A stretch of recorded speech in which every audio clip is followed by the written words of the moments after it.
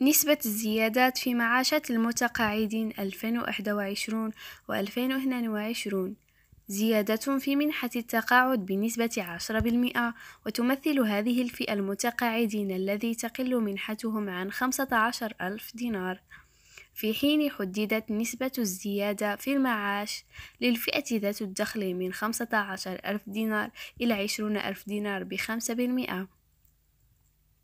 أما فئة المتقاعدين ذات الدخل من 20,000 دينار إلى 43,000 دينار تستفيد من زيادة حددت ب3%.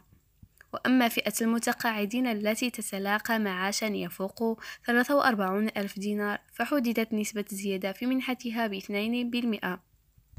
الزيادات بعنوان سنة 2021 تلقاها المتقاعدون بأثر رجعي بدءا من ماي 2021، وبالنسب نفسها التي تخص سنة 2021، وهذا تنفيذا لتعليمات رئيس الجمهورية.